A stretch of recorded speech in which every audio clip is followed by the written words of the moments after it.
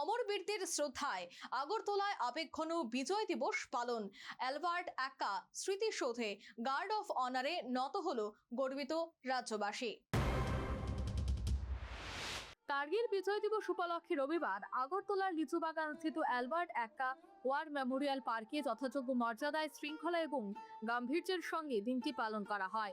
1999 সালের কার্গিল যুদ্ধে দেশের জন্য সর্বোচ্চ আত্মবলিদানকারী বীর ভারতীয় সেনানীদের স্মৃতির প্রতি গভীর শ্রদ্ধা জানাতে বিশেষ অনুষ্ঠানের আয়োজন করা হয়।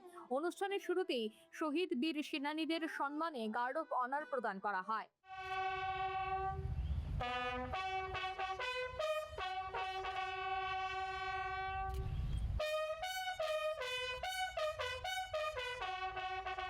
আবেগঘন পরিবেশে রাজ্যের রাজ্যপাল ইন্দ্রসেনা রেড্ডি নাল্লু শহীদ বেদিতে পুষ্পস্তবক অর্পণ করে শ্রদ্ধা নিবেদন করেন।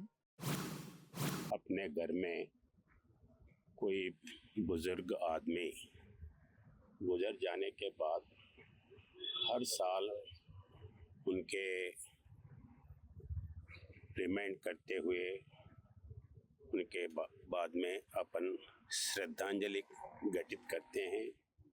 वैसे ही अपना देश के लिए ये कारगिल में जो जवान वीर जवान शहीद हुए हैं, उन लोगों को आज हम इधर उनको मनन करते हुए उनके जो वीर कार्यक्रम है जो शहीद हुए हैं उनको ये करते हुए हम प्रार्थना करने के लिए उन लोगों के आत्मा को भगवान अच्छा ये देने के लिए आया हूँ।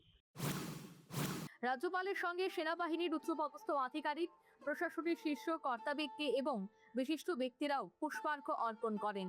অনুষ্ঠানে কার্গিলের বীর সেনানীদের অতুলনীয় সাহস, অদম্য দেশপ্রেম এবং সর্বোচ্চ আত্মত্যাগের গৌরব গাথা স্মরণ করা হয়। দেশের ঐক্য, অখণ্ডতা এবং সার্বভৌমত্ব রক্ষায় তাদের আত্মবলিদান ভারতীয়দের কাছে চিরন্তর অনুপ্রেরণা।